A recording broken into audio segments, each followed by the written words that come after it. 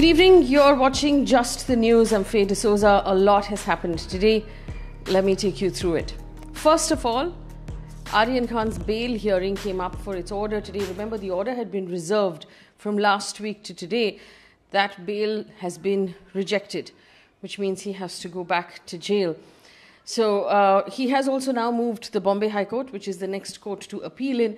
And it's likely that it was not mentioned today, but it's likely it might get time to be mentioned and heard at 10:30 a.m. tomorrow, which basically means the judges will hear initial arguments and decide whether or not they want to entertain that case.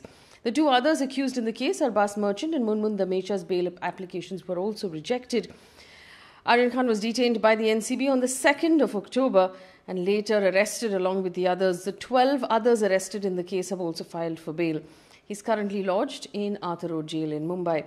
According to the PTI, during his bail plea, Aryan Khan's lawyers had said that the NCB's contention was that he was involved in a conspiracy of illegal drug trafficking, but there was no recovery of any drugs made on his person. He was not carrying any contraband, and therefore he should be granted bail. But the special court that rejected his bail gave this reasons in the order. It said that since his friend, Merchant, who was travelling with him, was found with drugs in his possession, about 6 grams were found on his shoe, and Aryan Khan had knowledge of that, it amounted to what they called conscious possession. The court also relied on WhatsApp chats submitted to it, saying, and I quote, this is the order, during the course of arguments, WhatsApp chats were shown to the court. Perusal of WhatsApp chats revealed that there are chats of accused number 1, with Aryan Khan, about drugs with unknown persons. There's also reference of bulk quantity and hard drug in the chat. There is prima facie material showing that the accused number 1 was in contact with persons dealing with prohibited narcotic substances, as alleged by the prosecution, the court said. The judge went on to say, the WhatsApp chats prima facie reveals that accused number 1 is dealing in illicit drug activities of narcotic substances on a regular basis, and therefore it cannot be said that accused number 1 is not likely to commit similar offence when out on bail. This was Special Judge V.V. Patil. The court also said that there is prima facie evidence of conspiracy, but the evidence will be dealt with in depth at the stage of the trial. The NCB effectively argued its entire case on WhatsApp chats that it retrieved from Aryan Khan's phone. They said it pointed to procurement of bulk quantities of drugs. In other news, the Supreme Court today pulled up the Uttar Pradesh government over the Lakhimpur Kheri violence investigation. The bench said, and I quote, "We think you are dragging your feet. Please dispel that impression," end quote. Senior advocate Harish Salve, who's representing the UP government, said, and I quote, "A concern has been stated by the state that the state is going soft on the accused. Now everybody's arrested and they're in jail. As of today, there are 10 accused inside jail. There are 2 crimes involved, in which one driving into farmers and the other one in which a person was lynched," end quote. The court then noted that out of the 44 witnesses, statements of only 4 had been recorded by the police so far. Salve then told the court that out of the 10 accused, only 4 were in police custody. On the last hearing, court expressed discontentment in the manner in which Uttar Pradesh government and police were handling this case. Remember, 8 people, including 4 farmers, were killed in the Lakhimpur Kheri violence on the 3rd of October when a car mowed down protesting farmers. The matter will now be heard on the 26th of October. Things continue to be grim in Kerala. The Kerala Chief Minister on Wednesday said 42 lives have been lost in rain-related incidents of heavy rain between October 11th and 19th. According to Manorama Online, 19 people, 12 in Kottayam and 7 in Idukki, lost their lives in landslides, but at least 6 others are yet to be traced. An orange alert has been issued in Pattinamtitta, in Kottayam and Idukki districts on Thursday.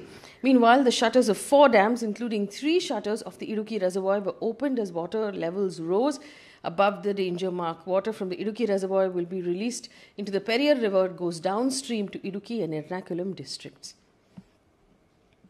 46 people have died because of heavy rain in Uttarakhand, according to government data. 11 people are still missing.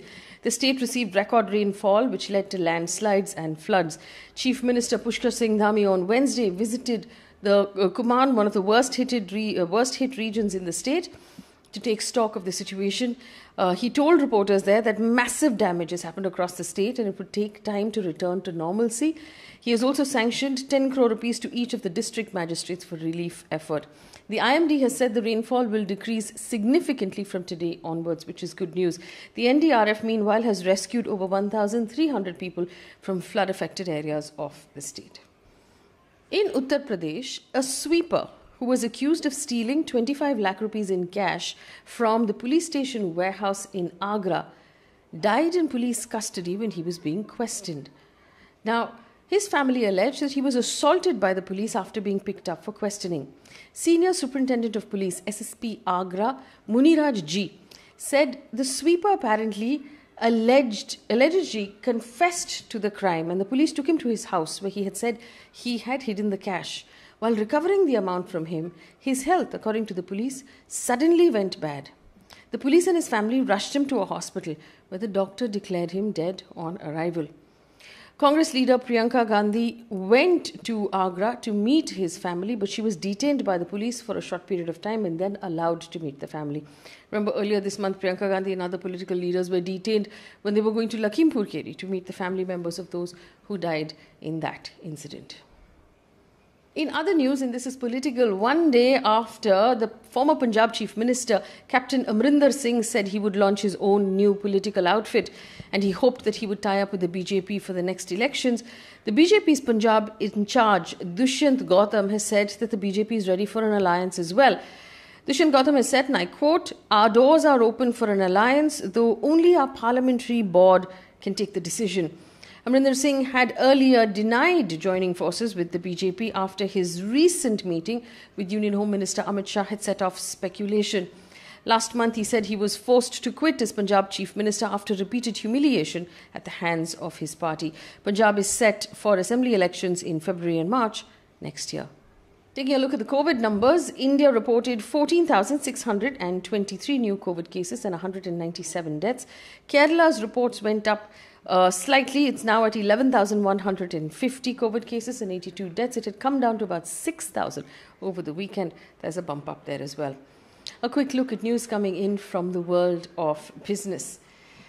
Petrol and diesel prices have been hiked again today by 35 paise each.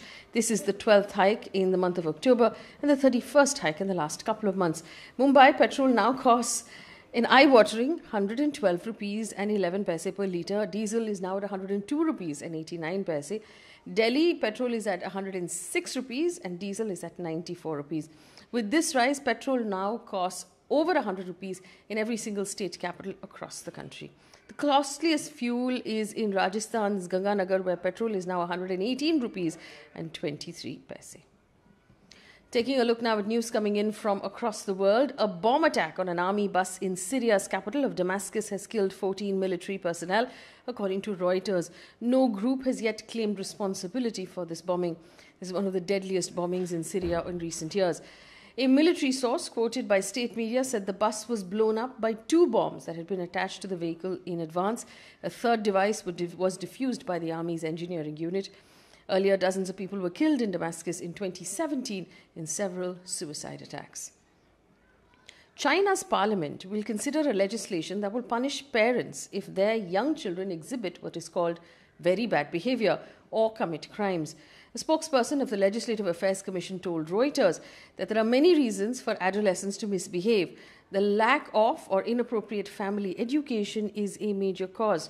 According to CNN, in the draft Family Education Promotion Law, guardians will be reprimanded or ordered to go through family education guidance programs if prosecutors find very bad or criminal behavior in children under their care. Recently, the Education Ministry had limited gaming hours for minors, allowing them to play online games only for 1 hour on Friday, Saturday and Sunday each. It had also cut back on homework and banned after-school tutoring in major subjects on weekends and holidays. This comes after they were concerned about the very heavy academic burden on children. Well, there's an interesting development in the world of science and technology. For the first time, surgeons in New York transplanted a kidney from an animal into a human patient, and the procedure did not trigger any immediate rejection from the recipient's immune system. This is a major breakthrough in science, as there's always been a huge gap between supply and demand in organ transplant. The average wait time for a kidney transplantation in the US is 3 to 5 years. In other parts of the world, it tends to be a lot higher. The animal in question was a pig. Scientists have been mulling for decades to use animal organs in humans to prevent immediate rejection by the recipient's immune system. That brings us to the end of the news today. Thank you so much for watching. We have some interesting conversations going up on our YouTube page. We've got some very senior advocates of the Supreme Court taking a close look at the arguments and the judgment in the Aryan Khan bail case. We also have some stalwarts in the brand and business industry taking a look at the Fab India ad case and the ease of doing business thereof. Take a look at those conversations as well. Thank you for watching.